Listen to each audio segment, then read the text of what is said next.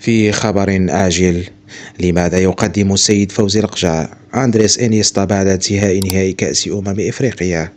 وهل نحن أمام خطوة عادية أم تحرك استراتيجي سيغير مستقبل الكرة المغربية؟ السلام عليكم ورحمة الله تعالى وبركاته. في الساعة التي تلت نهائي كأس إفريقيا 2025 انتشر مقطع قصير أثار جدلا واسعا.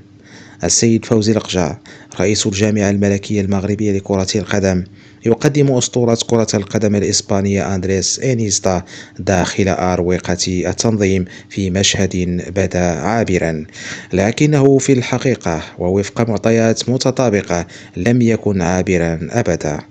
القصة بدأت رسميا يوم 18 من يناير 2026 عندما حل أندريس إنيستا بالمغرب كضيف شرف لحضور نهائي الكان، لكن خسارة المنتخب الوطني المغربي أمام السنغال حولت الزيارة من بروتوكولية إلى جلسة عمل مغلقة عنوانها ما بعد الهزيمة وما قبل المستقبل.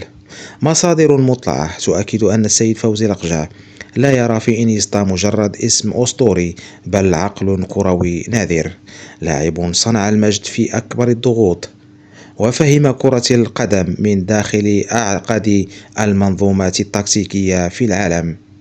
ولهذا لم يكن العرض المقدم لإندريس إنيستا تقليديا، بل خطة متكاملة بثلاثة مسارات واضحة. المسار الأول: مونديال 2026. التحاق إنيستا بالجهاز الفني لوليد الركراكي ليس كمدرب رسمي، بل كمستشار فني عالي المستوى يساعد على قراءة المباريات الكبرى وتهيئة اللاعبين نفسيا وتكتيكيا، خصوصا وأن المنتخب الوطني المغربي يوجد في مجموعة نارية تضم البرازيل، اسكتلندا وهايتي. المسار الثاني: مشروع الأجيال. قيادة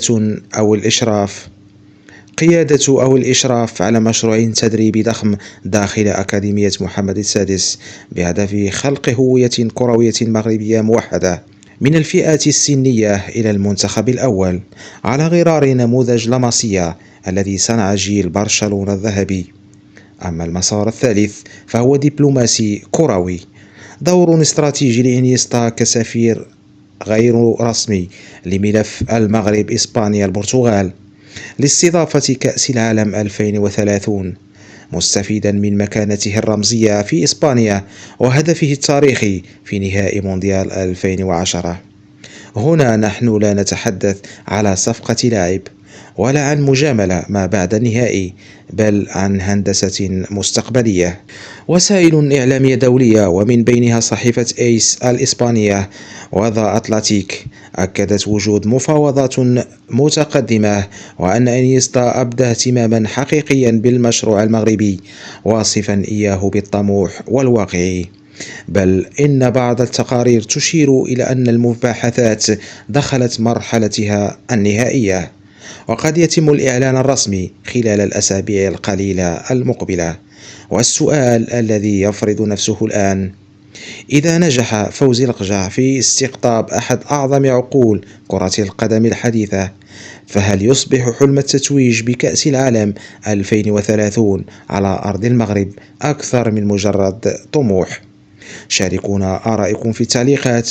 فهل ترون أن إنيستا إضافة حقيقية لمشروع مغربي أم مجرد خطوة رمزية؟ وإذا أعجبكم الفيديو فلا تنسوا الإعجاب والاشتراك في القناة وتفعيل الجرس ليصلكم كل جديد.